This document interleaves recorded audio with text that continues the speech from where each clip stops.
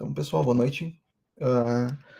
Dando início à nossa terceira aula, né, de compiladores. A ideia hoje é que a gente introduza o assunto da análise léxica, né, e daí a gente continue na próxima aula com um exercíciozinho de identificação de padrões, tá? Mas aí eu deixo para a próxima aula esse exercício mais complexo. Deixa eu compartilhar a tela.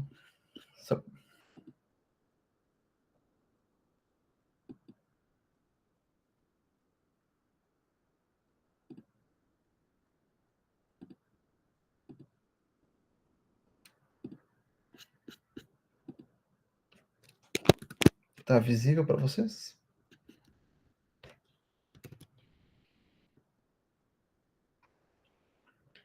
Tá. Então, sim. Beleza. Essa imagem aqui, né, é a imagem clássica que a gente já vem falando. Eu fiz algumas vezes ela desenhada na mesinha ali, na mesa digitalizadora, mas aqui é uma imagem que representa as etapas de compilação.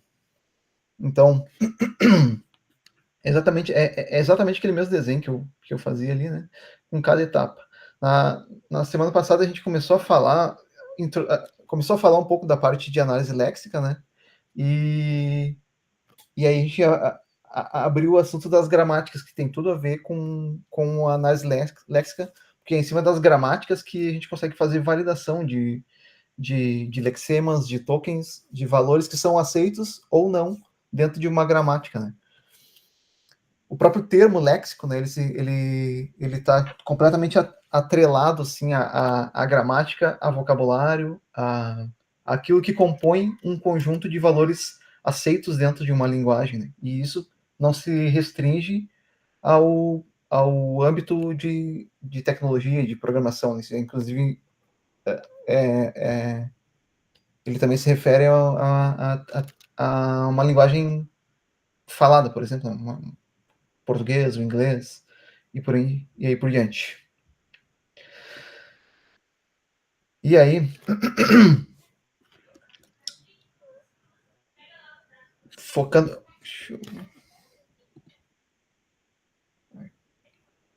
A nossa ideia hoje é falar desse carinha aqui um pouquinho mais de forma mais aprofundada.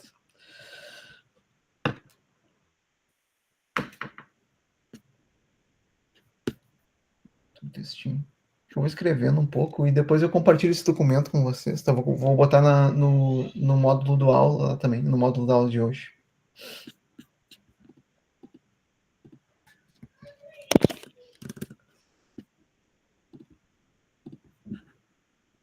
Então, o que a gente pode falar, né, da análise léxica? Né?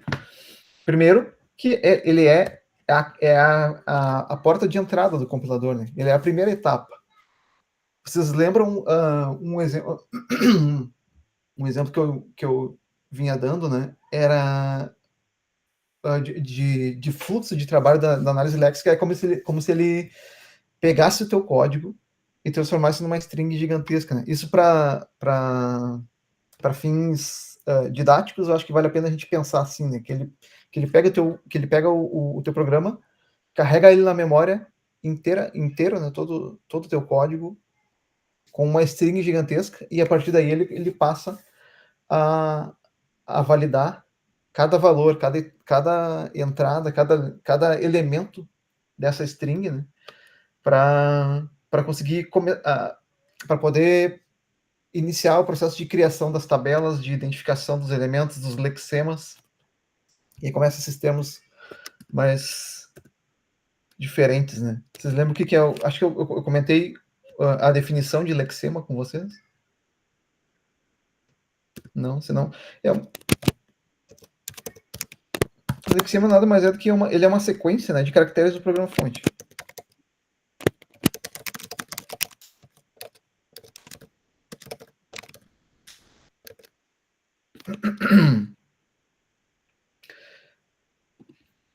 Então,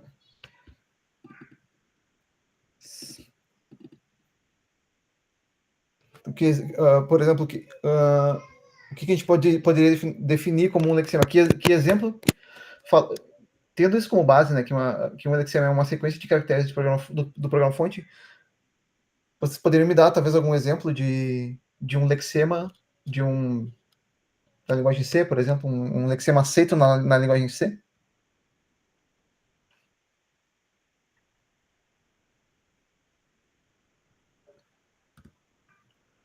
Nosso velho exemplinho aquele, né? Bom, vou dar um exemplo que depois eu vou usar o mesmo exemplo mais para frente. Então vou começar usando ele. Né? Um if, por exemplo. Um if é um exemplo de lexema, né? É uma palavra reservada, mas não deixa de ser lexema. E aí essa divisão entre palavras reservadas e identificadores, quem faz é o analisador léxico. Né? Então, se eu tiver que, bom, if value igual a 2, aí, sei lá, a gente faz qualquer coisa aqui. Então, o if pode ser um lexema, o value é um lexema, e aí aqui eu vou ter, eu já tô acostumado a programar em Go, né? Então pode ver que eu já nem usei os parênteses que são obrigatórios no C. No Go tu não precisa usar parênteses para fazer comparação. Então aqui, por exemplo, o if seria um lexema, o abre parênteses seria um lexema, o value seria outro, o símbolo de igual, né? E aqui é até uma coisa que a gente já pode ter atenção. Nessa etapa, por exemplo, se o analisador Lexo estivesse percorrendo toda essa cadeia aqui, e aí, beleza, passou pelo if, um espaço o espaço em branco é um exemplo de delimitador, né? Então, se eu li uma cadeia e enxerguei um espaço e passei para um espaço em branco, significa que, bom, eu posso considerar que aqui eu terminei de fazer a leitura de um lexema. E aí eu conseguiria, por exemplo, classificar ele dentro da estrutura que o analisador léxico começa a montar para fazer as outras etapas de compilação. Então, o if. Digamos que a gente tem aqui uma outra tabela, a tabela de palavras reservadas. Né? O analisador léxico vai olhar para a tabela de palavras reservadas e vai ver. Esse cara, ele está nessa tabela? Tá. Então, beleza. Então, ele não é um identificador qualquer. Ele é uma palavra reservada de condição, né? Um condicional.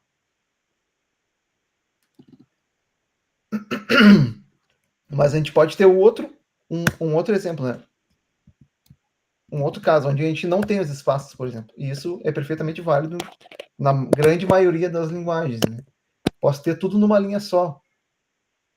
E aí, como que o analisador léxico, como que uma ideia, vocês teriam uma ideia de como que o analisador léxico faria para saber que isso aqui é uma coisa, isso aqui é outra, isso aqui é outra, isso aqui é outra, isso é outra.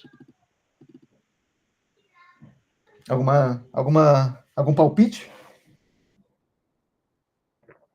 Sei lá, suas palavras reservadas? Não? Como, desculpa, Guilherme, não te ouvi. Palavra reservada, essas coisas do programa, não? Mas, ok, ele identificaria o primeiro elemento que com uma palavra reservada, uma palavra de condicional. Mas como que ele saberia como que ele sabe que isso aqui não é um erro sintático, né? Isso aqui seria uma linha válida sintaticamente também, né? E lexicamente também. Por exemplo, sei lá, eu poderia ter, sei lá, um número, um flutuante, né? Um ponto flutuante. Agora, eu poderia ter isso daqui, 2.A1, isso não, né? Isso seria um erro léxico. Mas como que o analisador léxico identifica essas coisas? Não tem outro jeito, é lendo, né? Ele vai ler. Ele vai ler toda a linha e ele percorre cada caractere por caractere. E aí, por exemplo, o exemplo que eu tinha antes, o espaço seria um delimitador para ele conseguir identificar que isso aqui era uma palavra reservada ou um lexema. Mas se eu não tiver o espaço, que ele tem que fazer? Ele lê o próximo. IF, abre parênteses. Opa, isso aqui ou é um identificador ou é um erro léxico, né? Se eu tivesse, sei lá, isso daqui, por exemplo, né? IF, abre parênteses e ponto e vírgula. Isso aqui ia dar um erro de compilação. Como que ele vai saber? Lendo para frente, e aí, beleza. Li um caractere. Não sei se vocês trabalharam já com Redis ou com outras estruturas, ferramentas, né, de enfileiramento e de armazenamento de informações. O Redis ele é dinâmico, né? Tu pode usar para várias coisas. A gente usa nas aplicações que eu trabalho, a gente usa como um message broker entre aplicações. Né? Então uma aplicação enfileira informações lá e a outra lê, né? E aí quando uma lê, quando a leitora, né, ela faz um pop, ou seja, ela lê e remove da fila. Né? Aqui, se a gente for pensar, eu estou falando assim para que vocês já enxerguem o analisador léxico tentando encaixar de forma programática na cabeça de vocês. Né? Então, digamos que vocês estão escrevendo um analisador léxico, né? Que a ideia aqui é que a gente esteja apto a escrever um compilador, né? Não só utilizar um compilador. Então, pensando em que tu está escrevendo um compilador, como que tu faria para identificar esse cara? Beleza, eu leio, vou lendo caractere por caractere. Enxerguei um que não faz sentido, eu tenho que retroceder, né? Então, eu retrocedo, eu tiro esse cara. E o meu exemplo ali do message broker era quando uma aplicação faz pop, ela remove. Nesse caso, se o meu leitor ele vai lendo e consumindo cada entrada da string, a partir do momento que eu li uma coisa diferente do que eu estava esperando, nesse caso de poder de essa sequência ser uma sequência lexicamente válida, né? Eu retrocederia, ou seja, ia desfazer o meu pop, ia deixar o meu abre parênteses de novo esperando para ser lido e ia classificar esse cara. Esse cara que é um lexema e daí eu consultaria minha tabela de palavras reservadas, é um lexema de condição.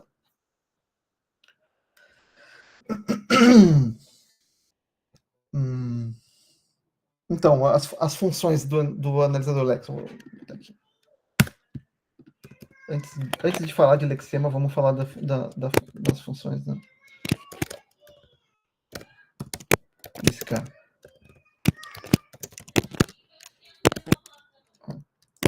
Ler o programa-fonte, né? O básico que a gente estava comentando aqui. Outra função, identificar os tokens.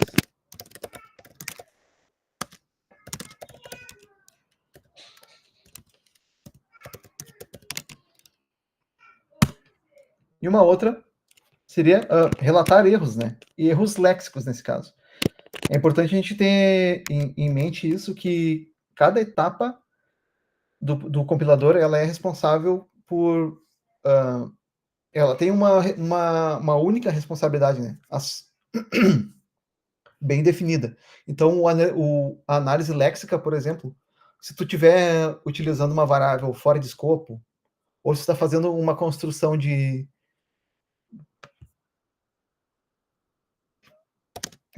uma construção sintática que não faz sentido, tipo, sei lá, int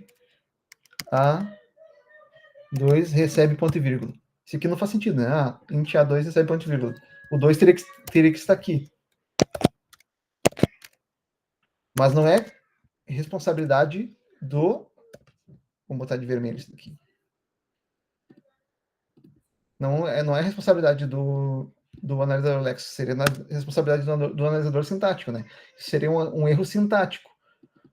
O léxico simplesmente ia dizer, ó, eu li um identificador, que é um identificador de inteiro, uma palavra reservada, e agora, depois eu li um identificador, um ID, né, de uma variável, eu li um valor numérico, eu li um valor de atribuição, e eu li um símbolo de terminação de linha. Não tem nada de erro léxico nessa linha aqui. Então, o léxico, o analisador léxico, ele passaria essa linha tranquilamente, né? Salvaria nas tabelas cada um desses elementos aqui e segue o baile. Se alguém tem que dizer que existe um erro nessa linha, não é ele, né? Então, tipo, lava minhas mãos, beleza. Quem tem que validar a sintaxe que valide e que aponte o erro, né? Agora, se eu tivesse isso daqui, aquele meu exemplo de antes, 2.A1, e aí não é um float, né? É um sei lá o quê. Aí sim, ali um inteiro. E o que acho que vale a pena botar aqui um outro comentário, né? Que é mais uma responsabilidade mais um elemento que está envolvido nas responsabilidades do analisador léxico, que é respeitar os padrões, né? Então, o que é um padrão? A gente pode dizer que é uma descrição da forma que os lexemas podem assumir.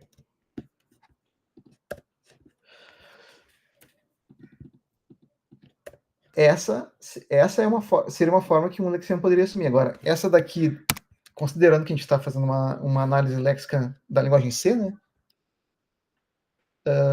Não seria uma possibilidade. Então, nesse caso aqui, ele apontaria um erro léxico. E mais um elemento, né? Vou botar em negrito esses caras aqui só para a gente.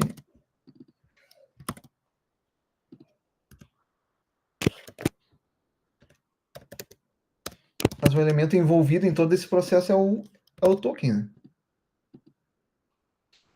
Pensando já, não apenas como identificação, mas pensando já no conceito organizando isso numa tabela que o compilador vai utilizar, né, em todos os processos, a gente pode dizer que um token ele vai ser um par constituído, né? Um par ele é constituído por um identificador, um nome, né, e um atributo. Vamos ver, um par.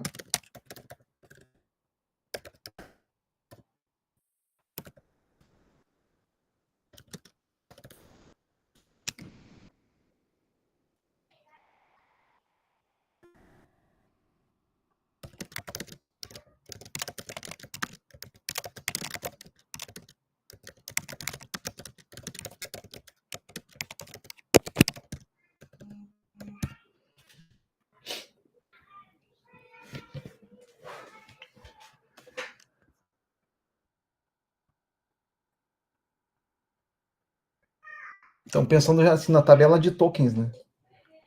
Uma tabela a gente teria uma ou mais colunas. Então, na tabela de token, por exemplo, aqui nesse exemplo que a gente estava dando ainda, né? O A recebe 2 ponto e vírgula. E aqui lá na frente, depois eu vou fazer, sei lá, A mais B, ignorando que eu não declarei, mas não declarei nada aqui, né? Só estou fazendo, o X recebe A mais B. Ele não vai, quando eu estiver fazendo a leitura para classificar esse programa, todos os símbolos desse programa, para fins de otimização e para organização da memória do compilador, ele não vai definir um novo identificador para esse A aqui, né? Esse A aqui é o mesmo A daqui. Então, quando eu estiver classificando esse cara, digamos que eu chamo esse cara aqui de ID 1, né? Aqui nessa etapa aqui, esse cara também vai ser o ID 1. E isso vai ficar evidente quando a gente começar a falar das tabelas. Então, acho que na próxima aula a gente complementa o assunto do analisador léxico com as tabelas que ele gera. E essa é uma outra responsabilidade, né? Aqui eu botei identificar os tokens e lexemas, mas eu acho que mais do que isso, né, é alimentar as tabelas. Né? A análise léxica, ela alimenta todas as tabelas que vão ser utilizadas pelas demais etapas. Né? Então, eu vou colocar até mais uma responsabilidade aqui. Alimentar as tabelas que serão utilizadas pelas demais etapas de compilação.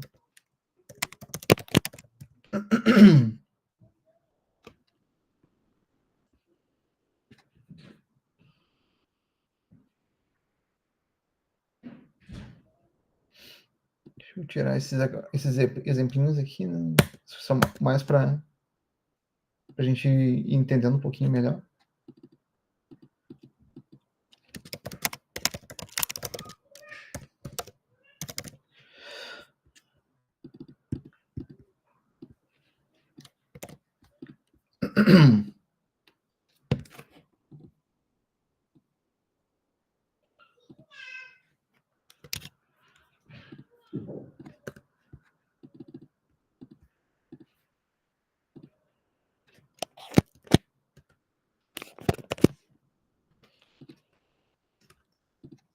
Depois eu organizo ali a numeração.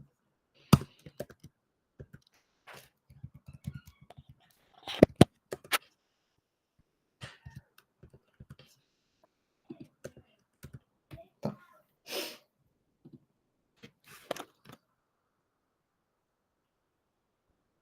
Eu tinha colocado um exemplo de erro, mas acho que eu já dei também, né? Exemplos de erros léxicos. Um erro léxico ali, por exemplo, aquela questão do número 2.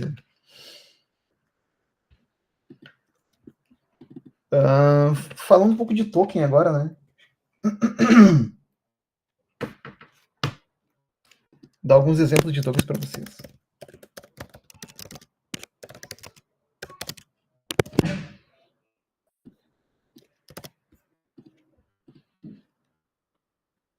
Identificadores. Então, olhando, eu vou deixar aquela linhazinha ali só para a gente ficar.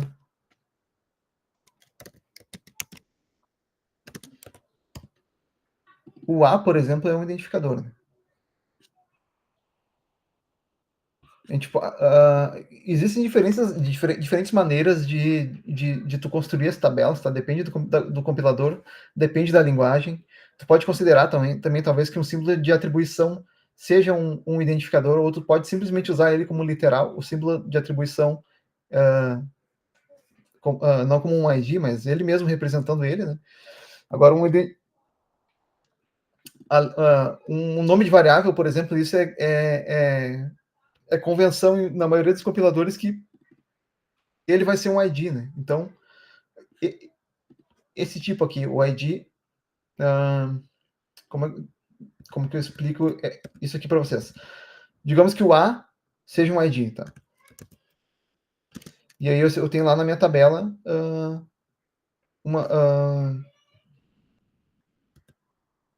uma entrada para o ID 1, por exemplo, né?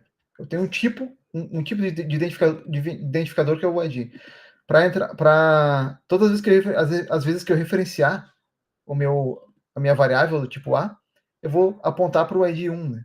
Se eu tiver um B, vai ser um identificador do tipo ID, mas aí eu vou ter, por exemplo, sei lá, na entrada 2, e assim por diante. Né? Para cada variável que eu for declarando, eu vou ter uma entrada de ID diferente na minha tabela, e eu vou conseguir recorrer a ela sempre que eu precisar para alimentar e não só as etapas de análise léxica, mas as posteriores, né? Sintática, semântica, e até a geração de código ainda é usada algumas tabelas que são definidas dentro da análise léxica.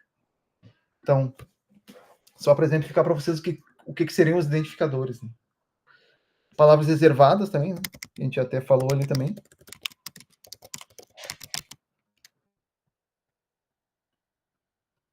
Símbolos.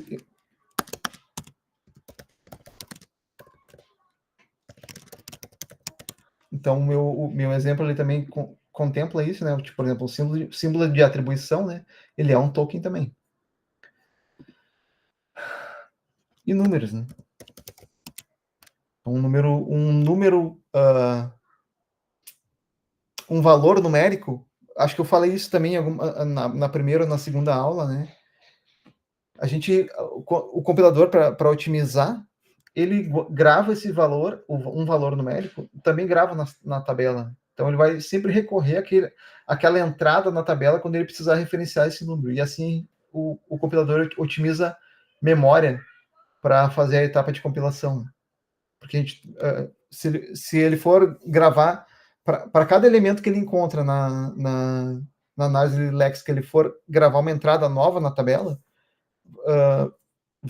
não vai ser performático, vai ocupar memória, muita memória essa etapa. Então, uma das otimizações é reutilizar elementos sempre que possível.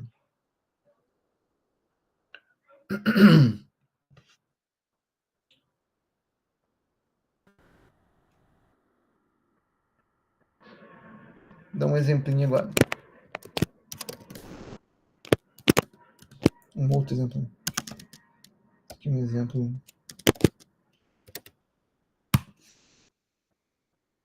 Estou tentando montar. Vamos ver se.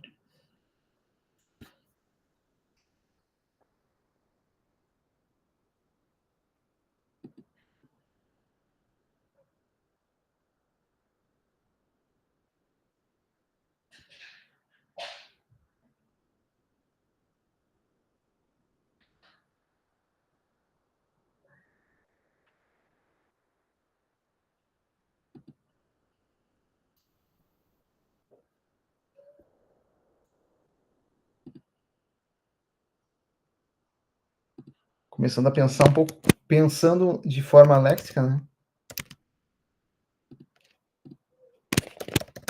O token, uma cadeia, a cada cadeia e o token é armazenado para cada uma delas. Né? Então, por exemplo,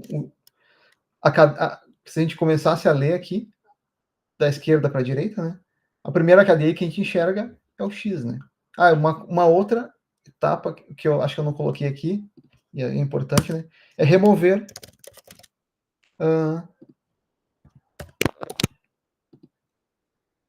tudo que não importa para a compilação. Né? Eu vou falar assim, tudo o que não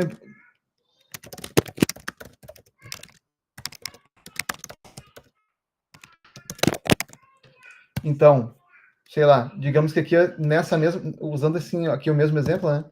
Em C, sei lá, declara, atribui 2 para a.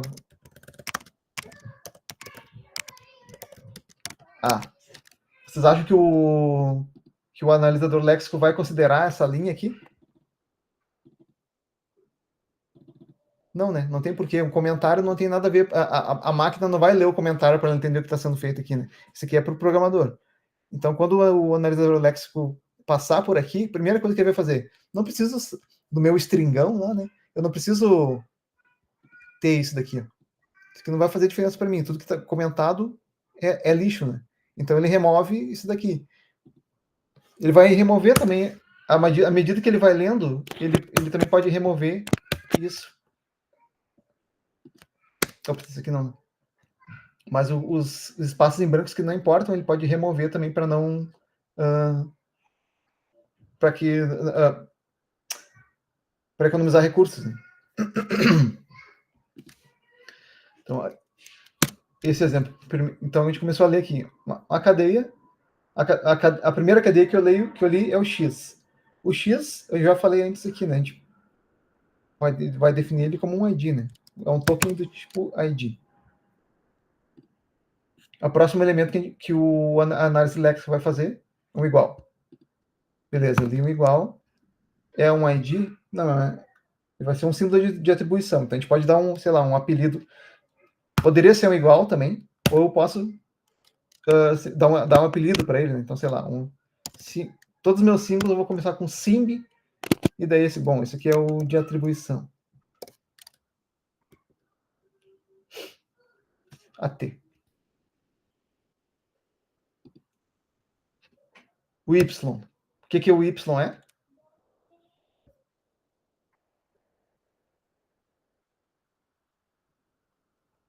Caractere. É um caractere, mas ele é um. Se o X é um identificador, é um token do tipo identificador, né? O Y também é, né? Sim, faz então, sentido. Beleza. Ele é um ID também.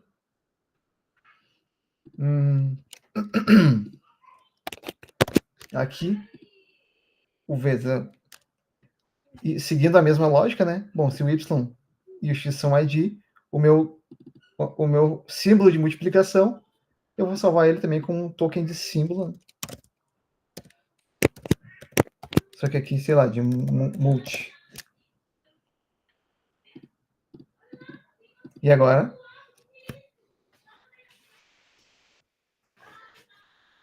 $42, né? 42. É um número, né? Ele vai salvar a análise Lex vai salvar esse valor na tabela como um número. Quando ele precisar representar de novo esse valor aqui, ele vai recorrer à tabela para utilizar o valor que está aqui representado. E por fim, um ponto e vírgula para finalizar. Um símbolo de mais um símbolo, né? E aqui seria, sei lá, um símbolo de finalização. Bom, vamos botar ponto e vírgula, um PV mesmo.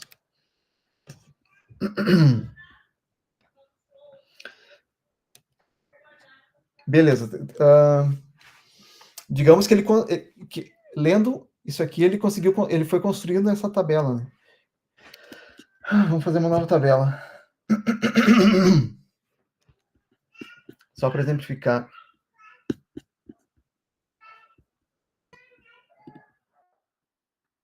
Deixa eu ver quantas tem aqui.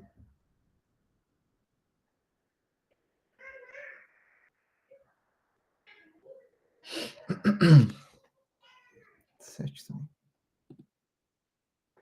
Ups.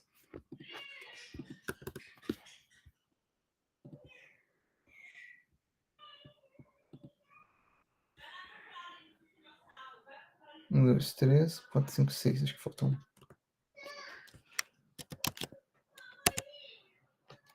Vou botar um pouquinho para cá. Vai ficar tudo numa página só. Então, digamos que tudo isso que tá. Acho que eu não botei. Faltou uma tabela intermediária. 1, 2, 3, 4, 5, 6.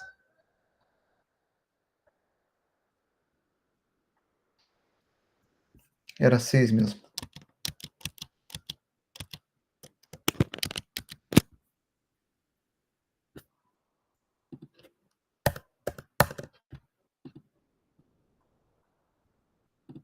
Aí. Tá, então.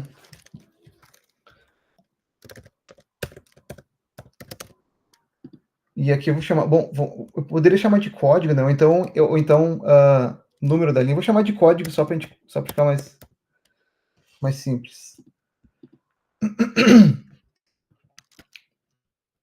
Eu tenho valores repetidos, né? Aqui, por exemplo, o ID e ID. Então, para ver como eu simplificaria a montagem da minha tabela, da minha sequência de símbolos do programa. Por exemplo, meu identificador ele vai ocupar a entrada 1 da tabela, né? O meu símbolo de atribuição vai ocupar a entrada 2.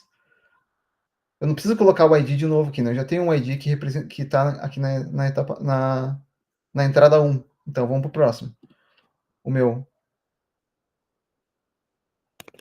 multiplicador, né?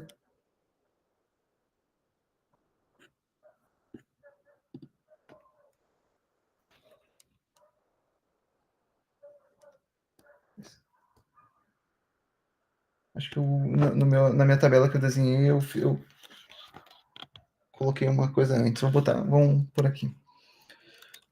O meu símbolo de multiplicação ocuparia a minha entrada 3.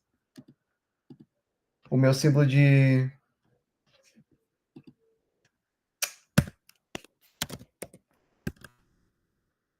fazer como eu desenhei, senão eu vou me atrapalhar aqui olhando para o caderno e para a tela. O meu número ocupa a entrada 3. Então,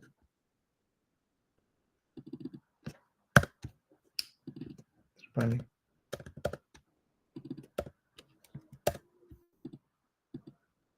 Vou voltar para cá. O meu número ocupa a entrada 2. O meu símbolo de atribuição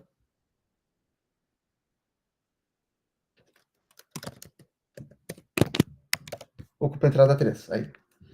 O meu símbolo de multiplicação ocupa a entrada 4. E o meu símbolo de ponto e vírgula ocupa a entrada 5.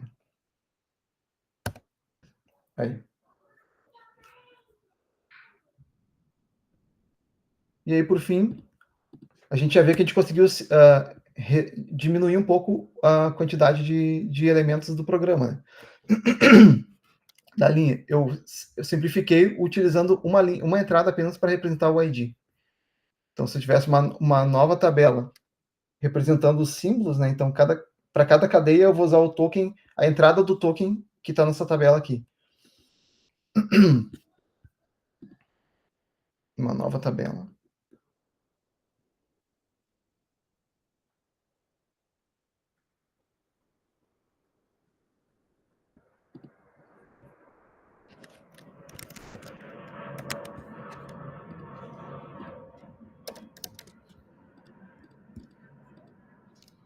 Então, quando eu vejo X, eu pego a entrada 1 da minha tabela. Beleza. Significa que esse cara é um ID. Quando eu vejo o meu recebe, né? Eu vou aqui. Símbolo de atribuição é o 3. Então, eu vou lá quando eu leio isso daqui, eu vou na minha tabela e procuro o elemento 3 da minha tabela de lexemas. O Y, o que o Y é? A gente falou antes aqui, né? O Y é um ID também, né? Então, eu não vou ter uma entrada nova na tabela para representar ID. Eu vou ter, bom, esse cara é um identificador também.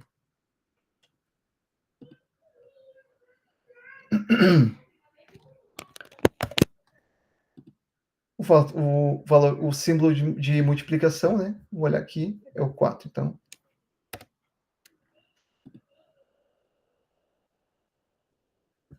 O 42, acho que é a próxima, né?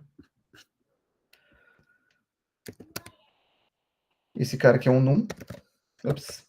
Eu tenho que olhar onde que é o num, né? Então aqui é o 2. E aí o símbolo de ponto e vírgula. Eu vou olhar para a tabela e vou ver, bom, esse cara é o elemento 5 da tabela.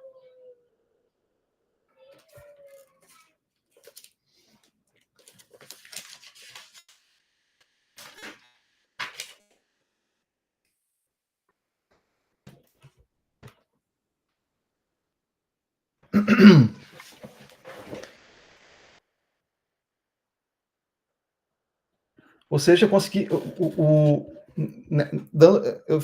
dei um exemplo meio manual aqui de como a análise léxica faria para identificar essa linha aqui, né? Mas basicamente ele ia pegar cada elemento e ia atribuir uma entrada para ele nas tabelas e nas etapas posteriores, quando um elemento, quando a análise sintática, por exemplo, estiver lendo isso daqui, ela vai buscar um token na tabela, né? E não o valor X. Ela vai olhar aqui, beleza, esse cara aqui é um ID. Esse cara aqui é um símbolo de atribuição. Esse cara aqui é um ID de novo. Tá tudo.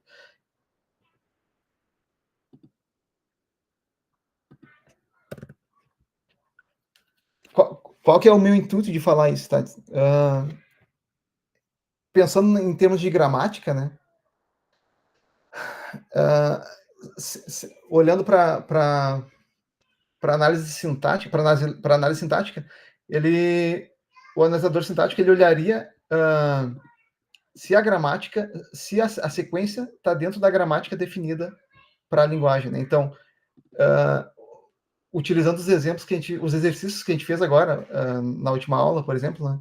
Bom, eu tenho um conjunto de regras que derivam em terminais e não terminais. E aí, por exemplo, o A ele só pode ter ele só pode derivar para A maiúsculo ou A maiúsculo mais A minúsculo. Né?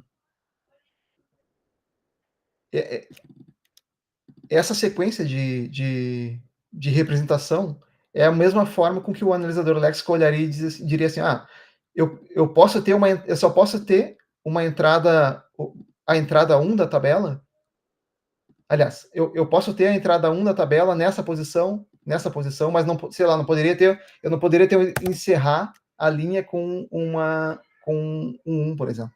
Eu posso encerrar com um 5. E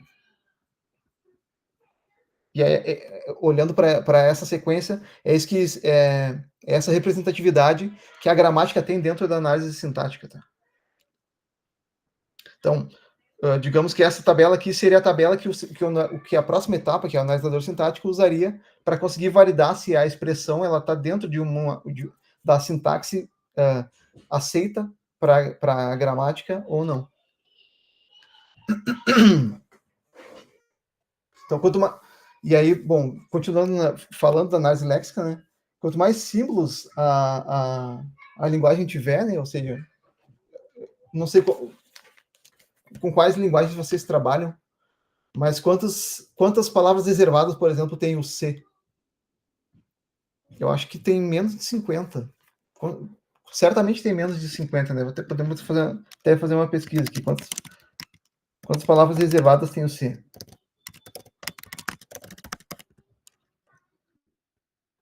Tem 32 palavras reservadas. Agora, vou pesquisar aqui. Quantas palavras reservadas?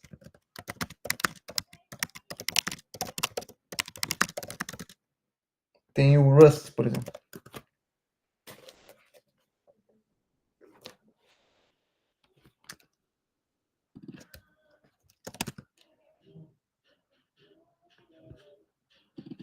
O Java. 52. Ó, então o Java tem 52 palavras reservadas. O C tem 32, né? Então, essas a tabela de símbolos, por exemplo, do Java, do compilador do Java, ela é muito maior do que a tabela de símbolos do C. E quanto maior, mais complexo, porque o número de combinações possíveis também vai aumentando exponencialmente. Né? Acho que eu acabei até entrando nesse assunto aqui também, mas voltando. Eu acho que eu acabei falando já um pouco sobre terminações, né? Como identificar um token. Acho que vale a pena ainda falar mais um pouco aqui. Por exemplo, eu acho que vale a pena falar. Você já trabalharam com alguma linguagem que não fosse case sensitive? Ou tem um exemplo de uma linguagem que não seja case sensitive?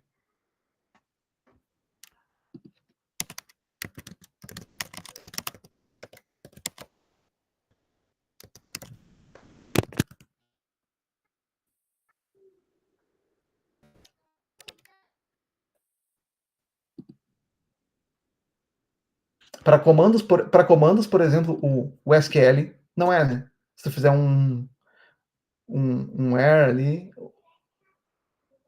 Agora, para definição de nomes, sim, né? Ou o próprio C, por exemplo. Se eu declarar uma variável e um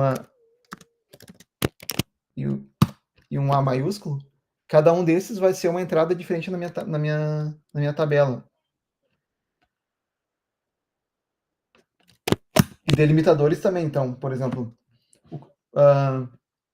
o que delimitaria um token, né? Eu acho que esse exemplo eu acabei dando ali antes, quando eu falei do int A recebe, sei lá, o 2 ponto e vírgula. Aqui eu consigo, olhando assim, a olho nu, a gente consegue ver, né, que cada espaço em branco, ele é um delimitador de lexema.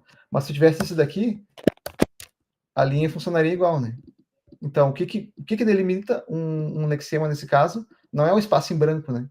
E sim, bom, quando eu termino de ler, se eu leio uma coisa que está fora do que eu estou esperando, o que eu retrocedo e tento classificar o que eu li até aquele momento.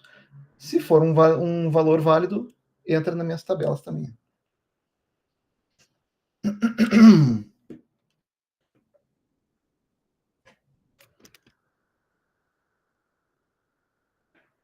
Quais são as regras para formar o identificador, né, também, né? Por exemplo, voltando ainda àquele mesmo exemplo, né? Por exemplo, um identificador de número, né? Eu posso ter isso é um número válido, isso é um número válido.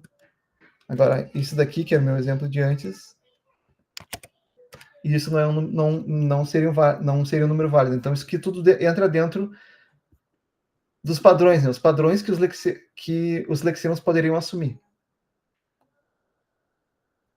Uma declaração de variável também. O que eu posso ter? Poderia ter isso daqui. Posso ter A2. Agora, eu não posso ter isso daqui. Eu não posso começar uma variável com um número no C, ou na maioria das linguagens, né? Então, esse também seria um erro léxico, né? As regras para formar números, as regras para comentários também, né? Então, beleza. Ó, bom, agora essa linha é um comentário, né? Eu sei que eu posso ignorar isso. Ou ainda, se eu fizer isso daqui e ir até aqui, o meu analisador, quando ele lê esse cara, ele vai ficar esperando o fecha comentário de bloco, né? O asterisco e a barra. E aí ele vai ignorar tudo o que estiver dentro desse bloco.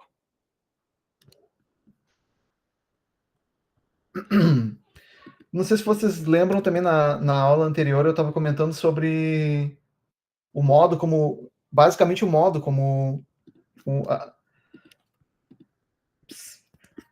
O modo como a análise léxica pode ser feita, né? E até hoje eu ainda comentei sobre que para fins didáticos a gente pode pensar neles em etapas separadas. Então a gente pode pensar que, bom, primeiro eu executo a análise léxica, depois a análise sintática, depois a semântica, depois a geração de código intermediário. Para alguns casos isso é verdade, mas para outros casos não. Então, voltando ao nosso exemplo aí, né, eu acho que até dá para a gente pensar assim.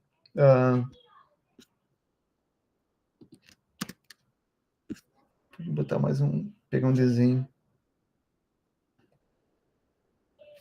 Compartilhar essa tela aqui. Hoje eu estou com o Paint online.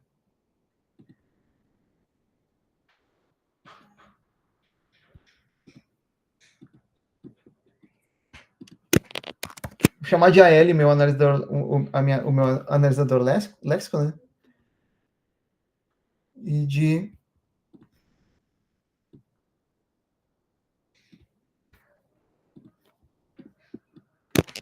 AS, o meu sintático. Aí.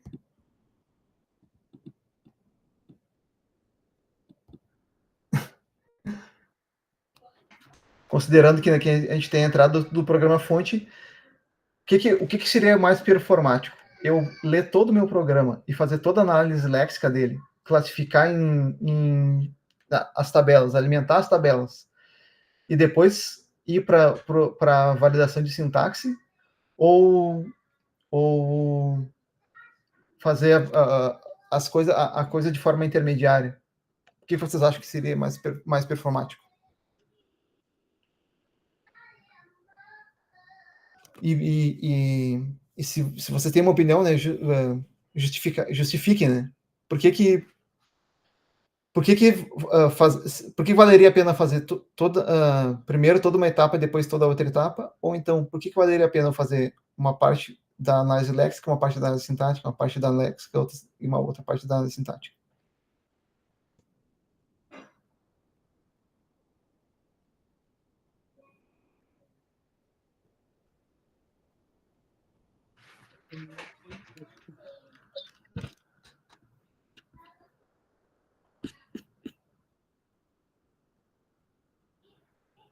Bom, sei lá, eu ia dar um exemplo bem tosco, né? Imagina que eu vou pegar o carro para dirigir, né? E daí, sei lá, eu vou encher os 4 pneus para dirigir, para sair dirigindo. Só que o pneu, sei lá, tá descalibrado o pneu do carro.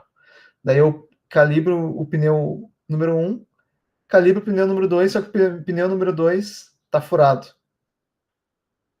Faz sentido eu seguir calibrando os outros 2 pneus e sair dirigindo, ou eu vou ter que resolver primeiro o meu problema do pneu furado, né? Não vai adiantar eu calibrar os outros pneus, porque eu não vou conseguir sair dirigindo, né? Vou precisar trocar o pneu. Então, pensando assim nesse exemplo tosquinho, dá para a gente pode classificar que para fins de performance vale a pena eu intercalar as etapas de análise léxica e sintática, né? Voltando aqui para o nosso exemplo, para o nosso documento, né? Se eu tiver aquele exemplo que eu tinha dado antes, do int A2 recebe ponto e vírgula, beleza. Eu li uma linha. E aí, isso, a forma como cada etapa vai... Aliás, a fatia que cada etapa vai fazer de leitura para fazer identificação, para fazer classificação e a resolução de erros, o apontamento de erros, né, varia também de compilador para compilador. A gente pode pensar aqui que a gente vai estar lendo linha por linha, né? Então, a gente pode poder exemplificar aqui que esse cara aqui, o nosso analisador sintático, ele pode pegar aqui o nosso blocão, que é o nosso programa-fonte aqui, né? Então, tem linha por linha aqui. E cada uma linha dessas tem um significado, tem um valor sintático dentro do programa. Digamos que a minha primeira linha seja essa linha. Estou mostrando, eu estou compartilhando a tela certa, né? A do Paint. Tá. Sim. Tá. Digamos que a minha primeira linha que eu estou lendo seja essa, né? Ignorando declarações e inclusão de bibliotecas ali, seja essa int A2 recebe. Eu executaria essa etapa essa etapa aqui, né, de análise léxica, para classificar o que tem naquela linha, e em seguida eu mandaria os meus tokens para análise sintática, né, para o analisador sintático. E aí ele devolve, vai devolver. Faria sentido a gente ter um ciclo aqui, onde o analisador sintático ele usaria o analisador léxico como se fosse uma chamada de função, né? No exemplo mais simples possível, pode ser que o meu analisa léxico seja uma função que pega uma linha do programa, classifica cada token, segrega, né, por terminação ali e diz, aqui eu tenho um ID, um símbolo de atribuição, um símbolo, sei lá, um valor numérico, um símbolo de multiplicação e uma variável e um símbolo de terminação. Beleza. Aí eu valido aqui dentro da minha gramática, né? Então, aqui eu vou ter uma gramática. Aqui eu vou ter uma gramática G.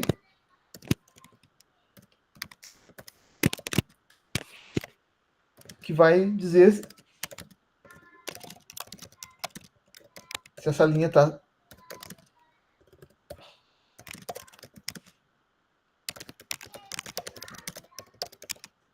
Se essa linha está sintaticamente correta. Então, basicamente, eu tenho o ponto de consulta da minha análise sintática vai ser esse, né? E aí, se eu pegar aquela primeira linha e verificar que ela tem erro, o que eu faço? Eu devolvo um erro sintático, né? Então, aqui, sei lá.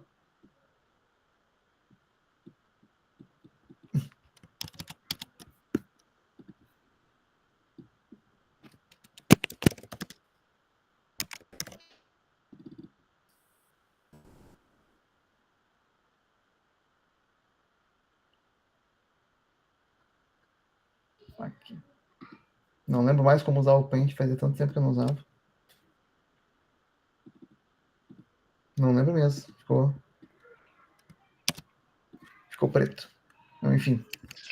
Agora aqui está aparecendo o arquivo do doc. Desculpa. Agora. Valeu, obrigado por avisar. Vi que tu estava escrevendo, então, não estava aparecendo nada, dei uma pensada, assim. Desculpa aí. Tranquilo. Tá, então, beleza. Acho que eu não sei em que etapa eu estava quando eu parei de compartilhar a tela certa, tá? Mas digamos que assim, só voltando um pouquinho, o meu analisador sintático ele vai usar o léxico como uma lib que valida, que lê linha por linha e me envia os tokens, né? E aí, considerando os tokens e considerando as tabelas que o o analisador léxico alimenta, né, o restante das... Deixa eu ver. Vou chamar essa aqui, sei lá, tabela de símbolos.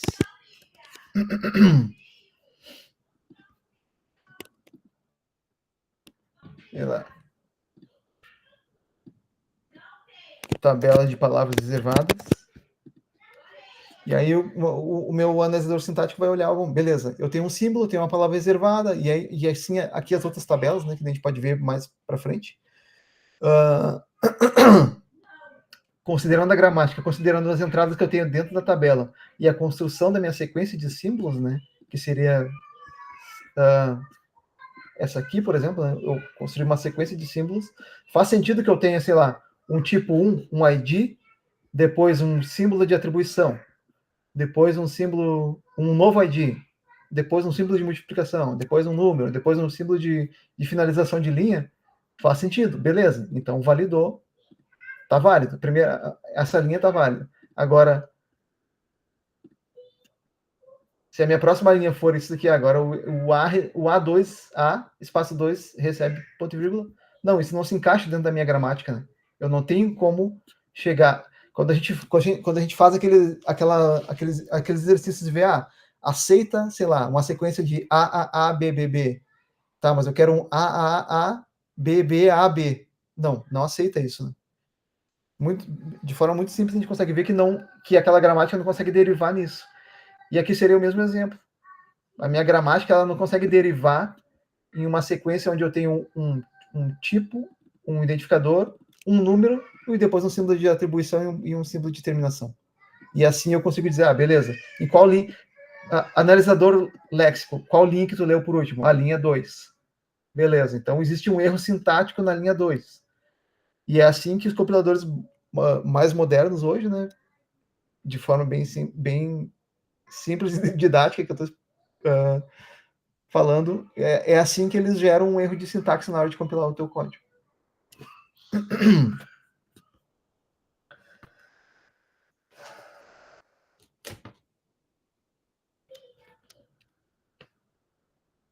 Deixa eu ver o que tinha mais de anotação aqui. O analisador léxico, em geral, ele é subordinado ou sintático.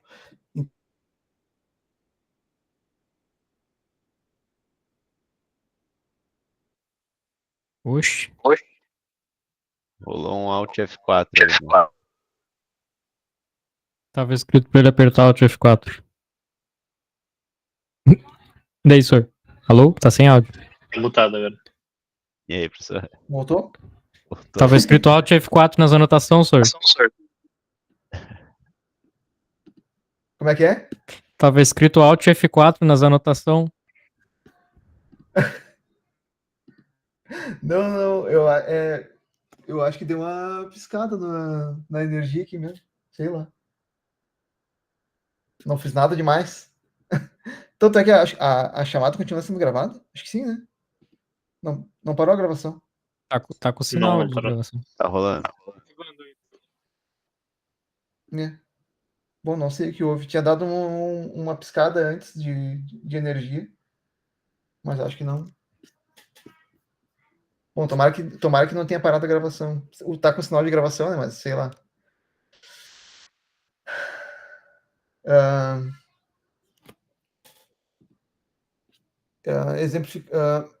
Onde é que eu parei? Análise léxica é subordinado ao sintático. Então, a gente pode pensar no léxico como realmente uma classe, né? Um objeto, uma chamada de função, uma biblioteca que é usada pelo sintático. Então, quando a gente fala... acho que o compartilhamento de tela parou, né? Sim, não dá pra ver nada. Tá, voltando aqui.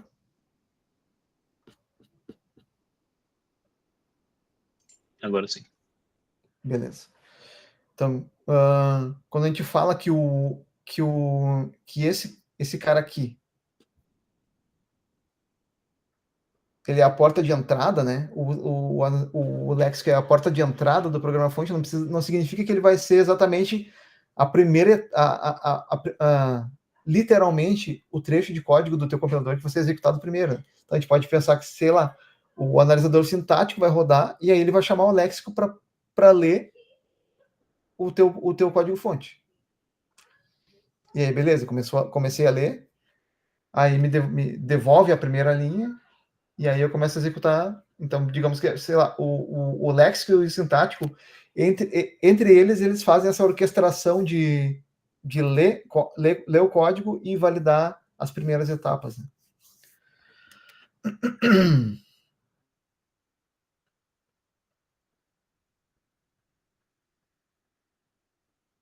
Acho que tem coisas aqui que eu já falei, né?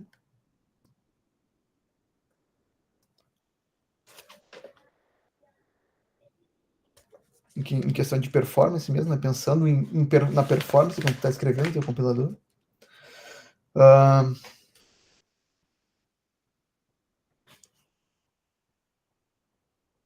Bom, se eles trabalham tão juntos assim, né? Por que separar, né? Então, por que eu tenho uma etapa de análise léxica e uma etapa separada de análise sintática? Essa.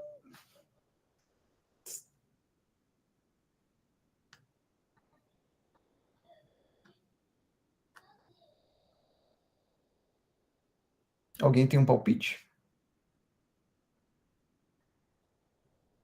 Por causa daquele erro que pode ter, né? Não vale a pena seguir com a análise, né?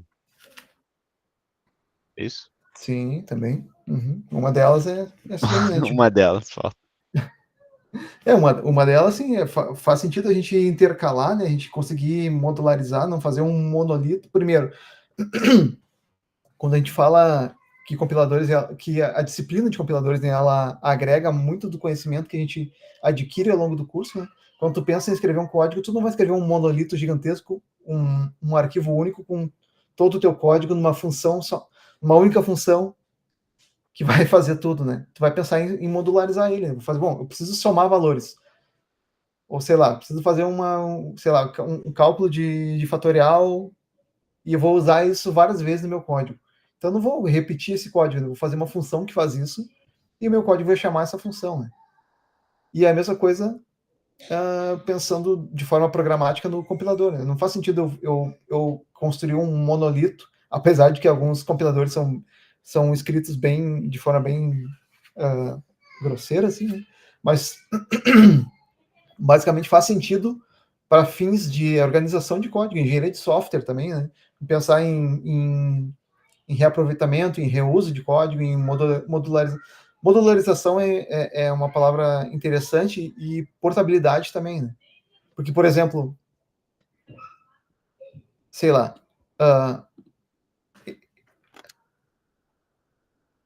o tipo, o identificador, vou compartilhar aqui, estou compartilhando o doc agora, né? Esse padrão aqui, ó, tipo, identificador, símbolo de atribuição, valor e símbolo de finalização de linha. Ele é válido tanto para o C quanto, sei lá, para o Pascal, né? Ó, se eu tirar isso daqui, se eu botar os dois pontos igual, seria uma atribuição do Pascal. Um exemplo, uma linguagem ultrapassada. Se eu tirar os dois pontos, o Go também usa assim, né? O Go usa o símbolo dois pontos antes do igual, quando eu estou declarando uma variável. Só que o Go não declara o tipo assim, né? Então, no Go seria, sei lá, o var, o nome da variável, o tipo, e daí se eu for atribuir um valor, daí seria num formato diferente. Agora, falando em C e Pascal, por exemplo, a única diferença seria o dois pontos. Então, eu poderia fazer um compilador portável, né? Onde a minha regra sintática ela é a mesma, tanto para o C quanto para o Pascal. Agora, a minha regra léxica não, né? O meu símbolo, no meu léxico do C, o meu símbolo de atribuição é igual. Agora, no meu léxico do Pascal, o meu símbolo de atribuição são dois caracteres, o dois pontos e o igual. Então, vale a pena também modularizar para poder tornar meu compilador portável. Isso daí, considerando que, imagino que de repente vocês vão criar a linguagem de vocês, né? acho que eu comentei aqui que quando fiz a disciplina de projeto de compiladores, projeto de sistemas operacionais, o professor Roland, ele escreveu uma linguagem, né? Ele escreveu um compilador para fazer a linguagem de boot do sistema operacional dele. Imagina que vocês um dia vão querer fazer algo parecido, né? Criar, sei lá, criar uma linguagem de boot, ou sei lá, criar uma qualquer outra linguagem. Vocês poderiam fazer. Esse cara é brabo. Não tem outra palavra para definir. É um monstro. E aí, se um dia vocês forem querer escrever no próprio compilador, ou sei lá, no TCC, por exemplo, tem um amigo meu que o TCC dele foi uma definição de uma linguagem de programação, uma linguagem funcional. E foi uma variação ali das Lisps, né? Com algumas otimizações. Imagine que vocês vão fazer isso, então, bom, sei lá, vocês poderiam reutilizar muitas etapas para, sei lá, para escrever uma segunda linguagem que vai ter um outro objetivo. Facilita a manutenção também, né? Quando tu segrega um código, facilita a manutenção. É bom, eu tô com um problema na minha análise léxica para montar as tabelas, sei lá, para classificar os tokens nas tabelas. Se tu corrigir dentro de uma função, é muito mais certeiro do que tu ter que percorrer todo o teu código e corrigir isso em todos os pontos que tu faria o salvamento, né, na linguagem, na tabela.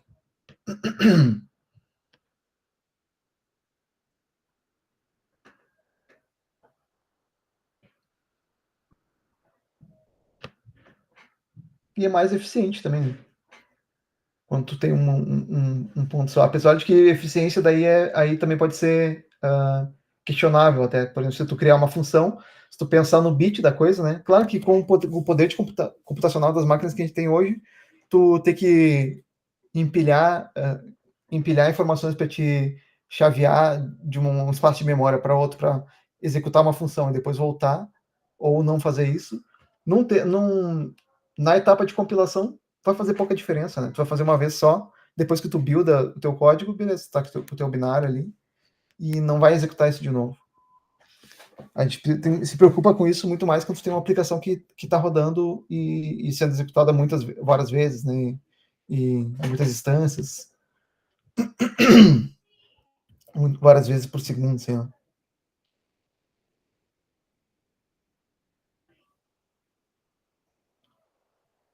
Deixa eu ver aqui mais. Acho que eu fui falando. Essa minha anotação aqui é um pouco antiga. E eu acho que eu fui falando coisas que no início eu fui dando alguns exemplos que estão repetidos ali. Então, acho que muita coisa que eu tenho aqui para frente eu acabei já falando. Relação de mensagem de erros, né? Então, o léxico, a análise léxica também, ela faz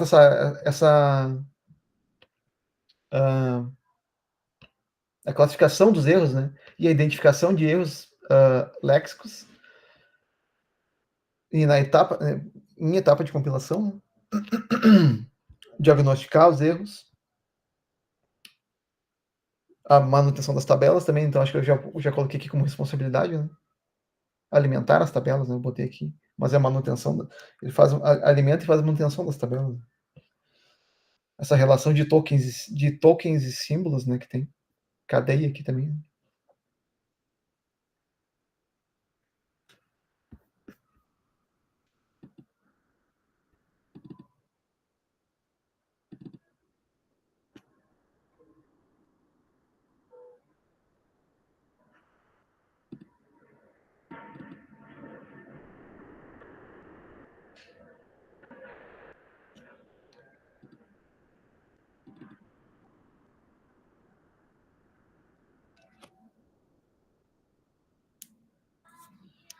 Eu tinha separado um exemplinho. Que horas são agora? 8h30. Será que vale a pena a gente... Já pegou um exemplinho para a gente fazer uma análise de um código um pouquinho maior do que uma simples linha, né? De atribuição ali.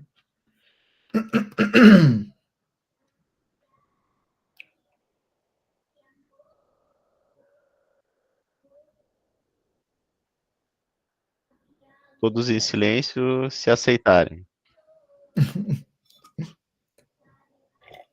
Bora, professor, vai ser legal. Tá, então vou escrever primeiro aqui um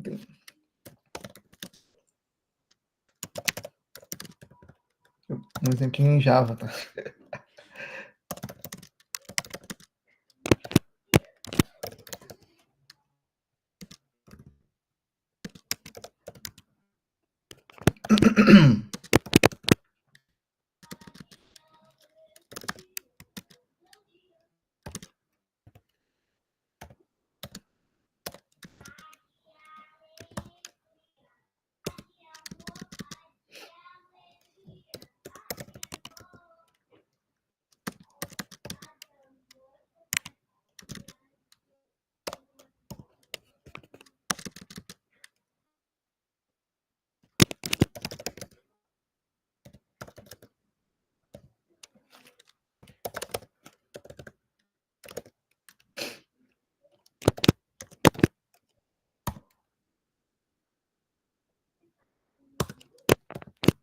Deixa eu ver se eu não escrevi nada de errado.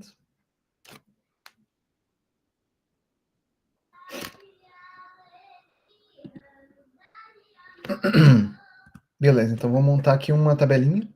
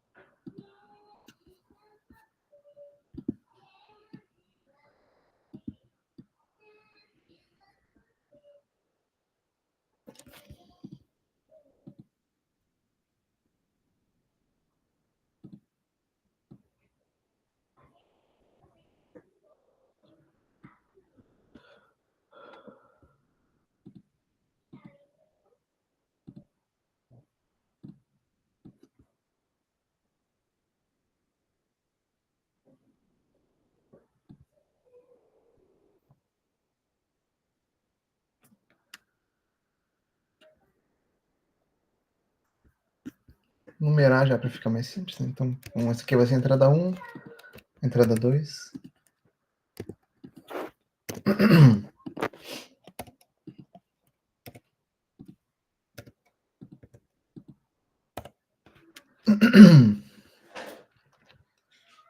Digamos então que eu vou começar aqui, vou intercalar, tá? Mas vou fazer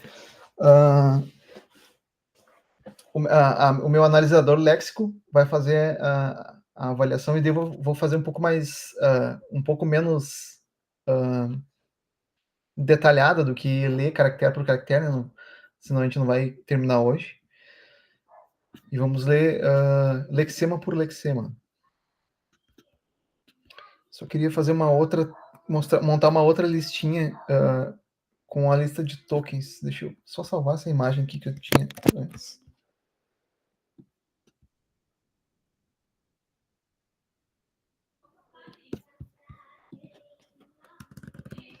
Acho que eu vou botar aqui aquele exemplinho lá que eu botei no Paint online.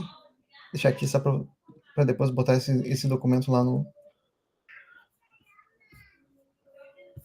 Eu ia falar no Moodle. Vocês chegaram a usar o Moodle na Ubra? Sim.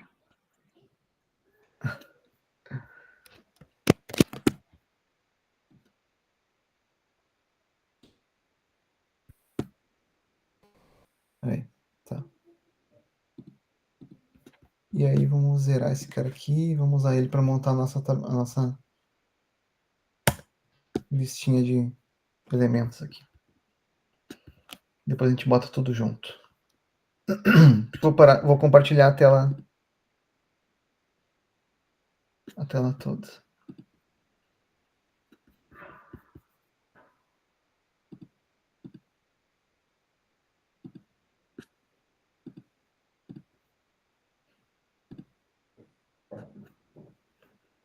Ficou muito pequeno ou tá dando ou dá para ler igual?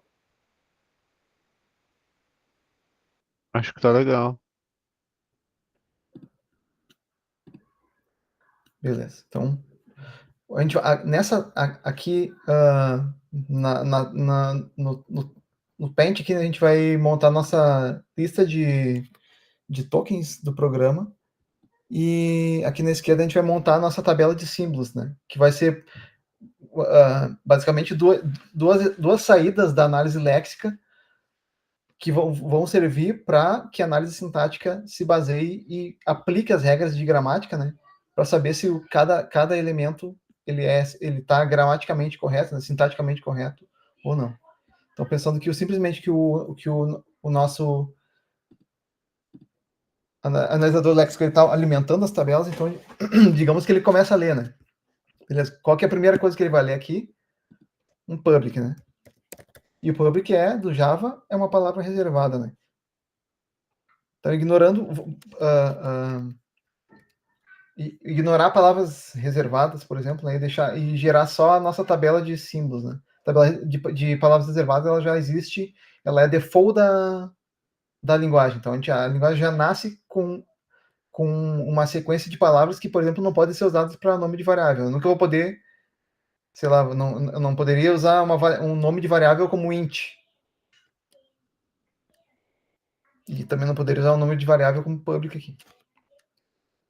Então, deixa eu identificar isso aqui como lista de tokens. Tá. E a gente começa. Public. Qual que é a próxima leitura que ele faz? A próxima palavra é o static, que também é uma palavra reservada, né?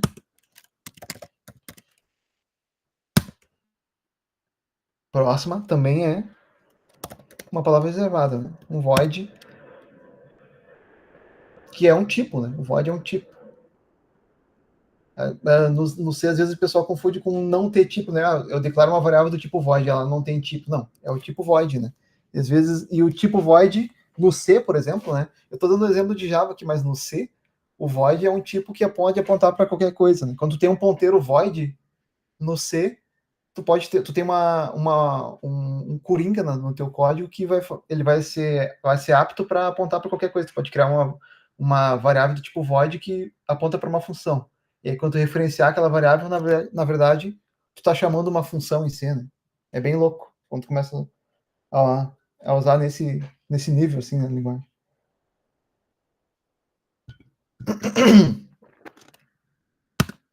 E aí, beleza. Main. Main é um nome padrão para a função, mas não é uma palavra reservada, né? Então, eu vou chamar minha função de main. Aqui. Vou salvar o meu primeiro símbolo. Main.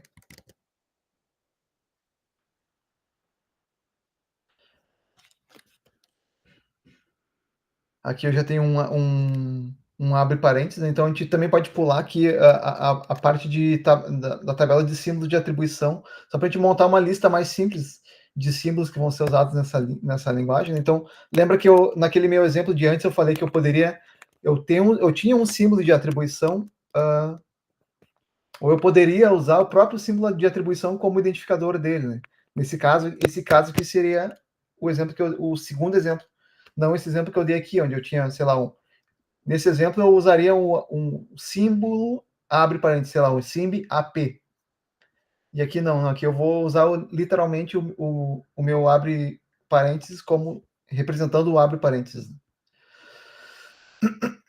Da mesma forma, ali o abre colchetes, o abre fecha colchetes, o abre fecha chaves também. Ponto e vírgula também.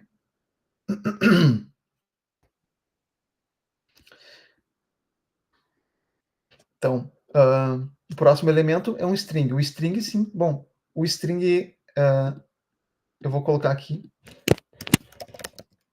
com um segundo identificador que a gente tem ali, né?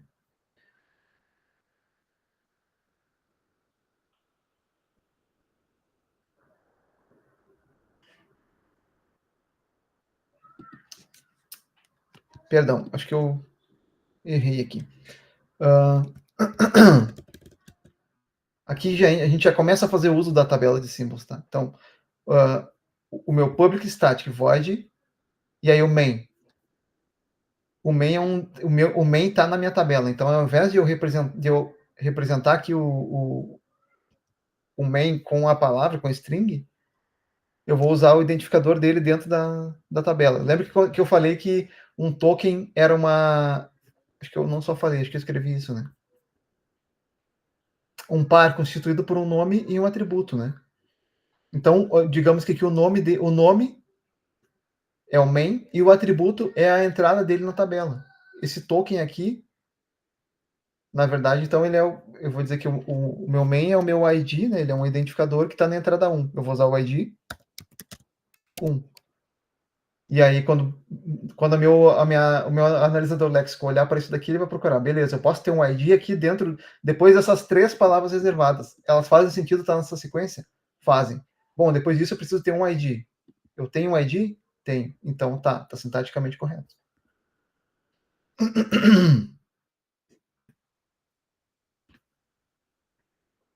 Aí sim, depois do meu main, aí eu tenho um abre parênteses, né? E aí eu optei por não ter uma entrada na tabela para abre parênteses.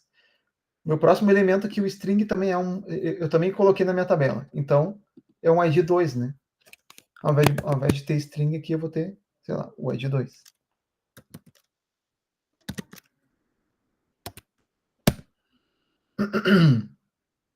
Depois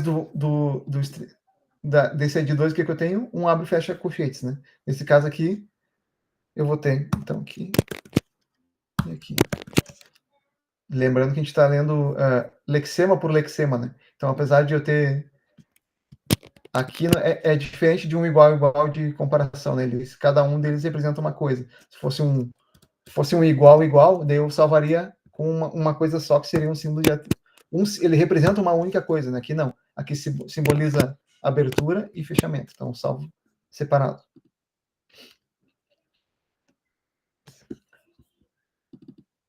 A args é um nome de variável, né? Então, eu posso ter aqui também na minha tabela. A args vai ser o meu ID 3. E aí, aqui, eu vou ter o meu ID 3 também.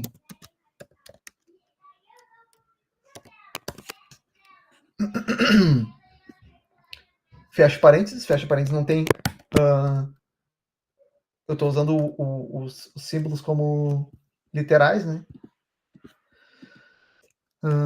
Vamos ver. E depois... abre, fecha chave, abre chaves. O meu int vai ser uma palavra reservada também do Java, né? Então eu coloco ele literal ali. Meu ID.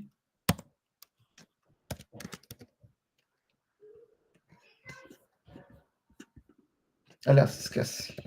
Eu tenho que salvar primeiro. Então eu salvei na entrada.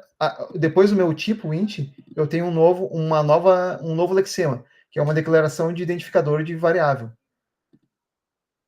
Então, eu vou salvar na minha tabela. É o A. E aí eu vou botar aqui o meu ID 4. Depois eu tenho um símbolo de atribuição. Depois eu tenho um numeral, né? Então, digamos que na minha tabela de literais ali, né, eu vou ter o meu número 10.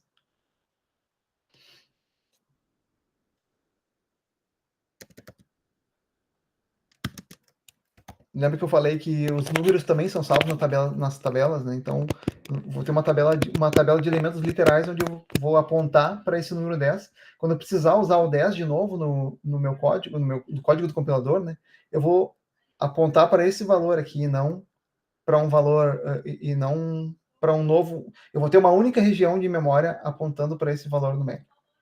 E assim eu economizo também recursos na hora de fazer a compilação.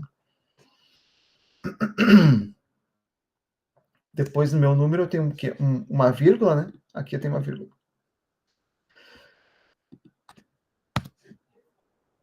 Depois eu tenho um novo identificador, o identificador B. Então esse cara aqui vai ser um ID que vai estar na entrada 5. Vou chamar de ID 5. Símbolo de atribuição a gente está fazendo. E aqui um novo valor numérico, né? O 4. Então vou ter também um num e 4. E por fim, um ponto e vírgula, que também é um literal. Eu vou usar o símbolo ponto e vírgula para representar ele próprio. Depois eu tenho aqui o quê? Uma outra palavra reservada, né? Então, vou colocar no literal na minha lista de tokens desse bloco de código. A gente está construindo a sequência de elementos que compõem ele. Um C é um novo identificador. Então, vou ter aqui um C. Então, aqui eu vou usar o ID 6.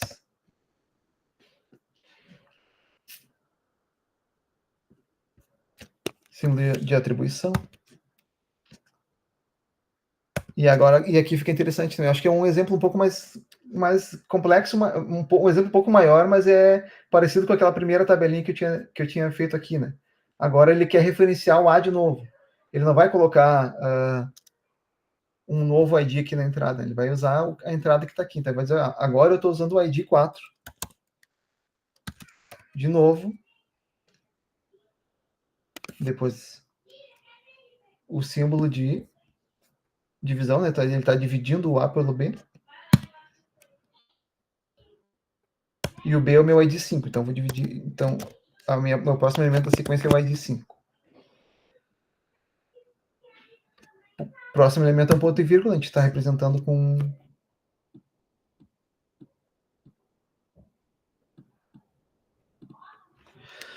Será que vai dar aqui nesse tamanho?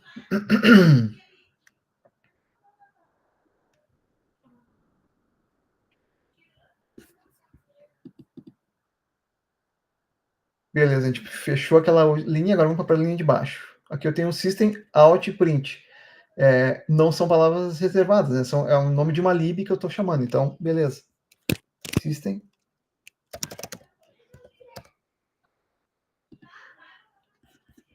Aqui vai ser o ID 7.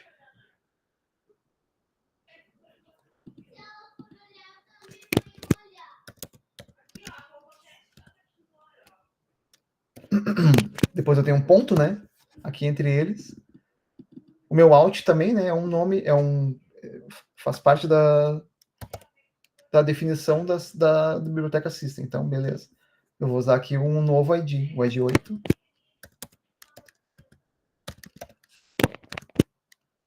Um novo ponto. Print, de novo. Então, mais uma declaração de símbolo.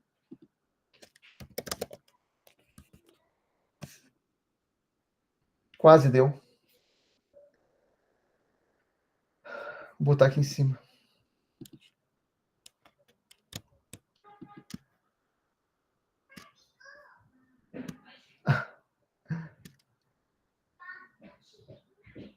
Vou continuar a sequência aqui.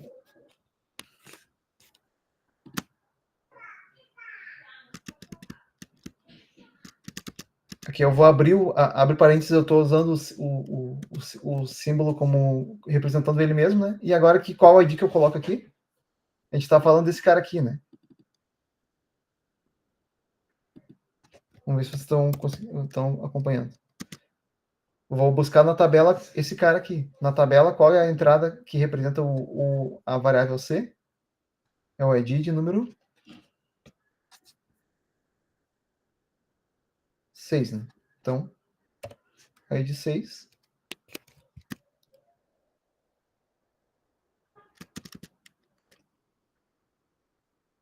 Fecha parênteses.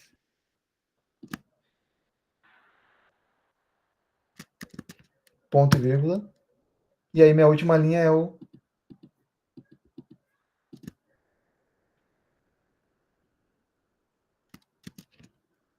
fecha chaves. Beleza, então aqui eu tenho toda a lista de tokens. Vamos ver se está certo, né? Se a gente conseguiu montar a tabela e construir a lista de tokens referenciando os elementos que estão nas minhas tabelas para passar para as etapas posteriores, né? Então, public static void id1. O que é id1? Main. Beleza, está ali. Abre parênteses. id2. id2 é string, né? Que é o nome da lib. Abre e fecha colchetes. id3, que é um nome de variável. É o Alex. Beleza, fechou. fecha parênteses, abre chaves, tipo, palavra reservada, né? ID 4. O que é esse cara aqui? ID 4 é o A, fechou com a minha linha, recebe um numeral, né? Um literal, número 10. Vírgula, B, aliás, ID 5. Quem que é o ID 5? É o B. Recebe, símbolo de atribuição, um número 4. Então, digamos, eu otimizei aqui, né? Não criei uma segunda tabela, mas digamos, eu tenho uma outra tabela com os valores numéricos literais ali também. E o ponto e vírgula para encerrar a linha. Depois na linha de baixo eu tenho tipo, palavra reservada de ponto flutuante. O meu novo ID ali, né? O ID 6. O ID 6 é o C, tá certo? Atribuição, ID 4. Então aqui eu estou apontando para esse cara aqui. O ID 4 é o A, tá certo? Dividido pelo ID 5, que é o B. Ponto e vírgula para encerrar a linha. O ID 7, que é o System, ponto, ID 8, Alt, ponto. Ops, aqui eu viajei. É ID 9.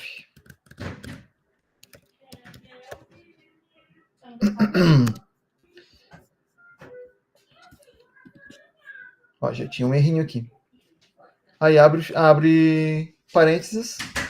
O ID 6 de novo, né? Então vou printar o C. Fecha parênteses. Fecha ponto e vírgula para fechar a linha.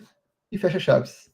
Beleza, essa aqui é a lista de tokens que o meu analisador sintático vai considerar, vai consultar essas tabelas e aí ele vai avaliar junto com a definição da gramática para dizer, beleza, faz sentido eu ter esses IDs aqui entre esses elementos e está correto sintaticamente. Então, basicamente, esse seria um uso, né, das tabelas e da geração de tokens. Acho que eu vou copiar isso daqui e botar ali também. Tomara que caiba ali naquela página aí. Vamos ver se vai caber, acho que não vai.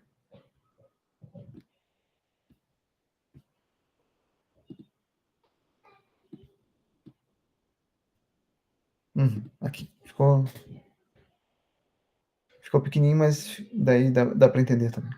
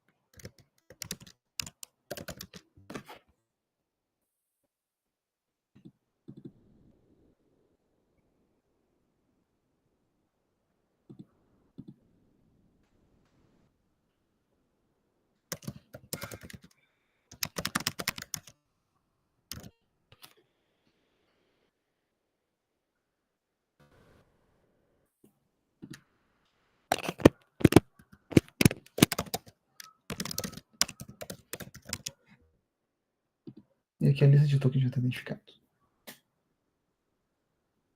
E aqui o exemplinho, né, que eu tinha dado antes do uso. Acho que se vocês olharem, porque vai dar uma relembrada também quando vocês estiverem olhando esse material.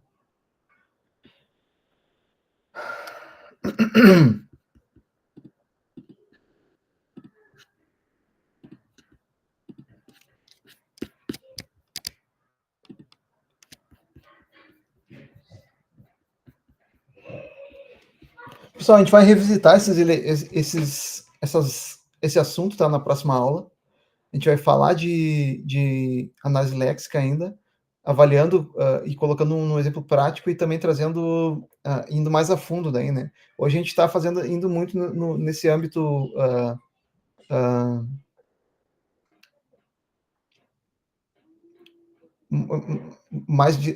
menos, não tão técnico, sim, mais didático, né? Criando as tabelas de forma que a gente consegue entender um pouco mais como que a análise léxica organizaria, né, cada elemento para montar aquilo que a etapa posterior vai utilizar.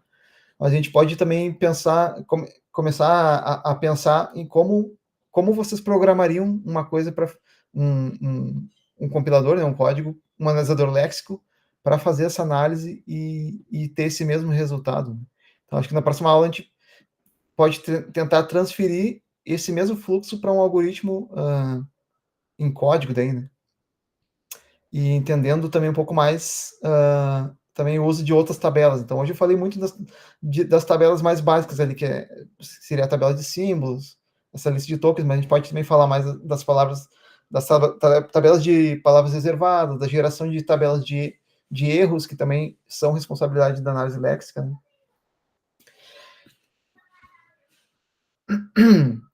Vocês conseguiram acompanhar mais ou menos o que eu fiz aqui, tentando gerar a lista de tokens para esse código?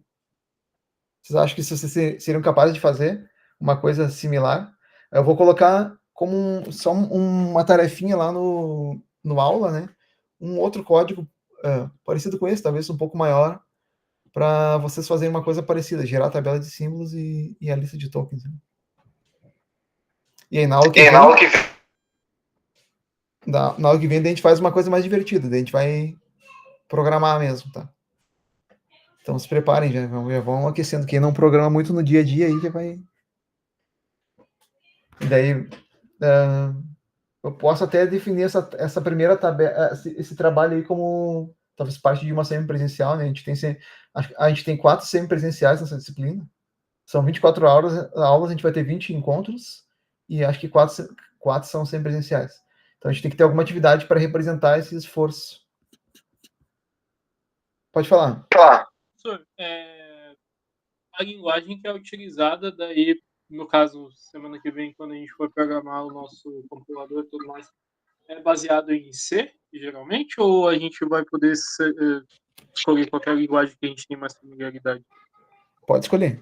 Acho que todos os trabalhos todos os trabalhos que vocês tiverem que programar aqui, né, nessa disciplina, vocês podem escolher a linguagem que vocês mais se adaptem, tá? Então pode ser C, pode ser Python, pode ser Java, a linguagem que vocês se sentirem mais confortáveis, tá? Então, basicamente seria assim, tipo, acho que um padrão, né, da disciplina seria vocês vão ter um padrão, vocês vão ter que ter um padrão para reconhecer e para validar. E aí, então esse padrão, sei lá, vou passar um texto, e aí, independente da linguagem, ela vai ter que ler aquele texto ali e, sei lá, definir, montar uma tabela, ou dizer se aceita ou não aceita essa sequência dentro dentro daquilo que está estipulado para a etapa, né? Se for o analisador léxico, por exemplo, conseguir gerar a lista de tokens e a minha tabela de símbolos e a lista de tokens de forma satisfatória ou não, né? Sei lá, tinha aquele exemplo tosquinho ali do 2.A1. E aí, ao invés de aceitar e gerar uma tabela, eu teria que, nessa etapa aqui, encerrar o que eu estou fazendo e sair com um erro dizendo, eu tenho um número mal formado na linha X. Mas não se assustem, tá? A gente vai começar bem devagar, e depois a gente vai aumentando gradativamente a complexidade das coisas que a gente vai fazendo e sempre vou estar aqui para ajudar vocês a tirar as dúvidas. Só acho que eu falei eu fui até mais longe do que eu tinha pensado em falar hoje. Infelizmente, assim, essa semana foi muito corrida, então até a aula de hoje, assim, eu me baseei muito na anotação que eu tinha da aula passada. E então acho que eu espero que a semana que vem, de fato. Aliás, acho que eu vou até encerrar aqui a primeira gravação, isso não faz sentido ficar gravado.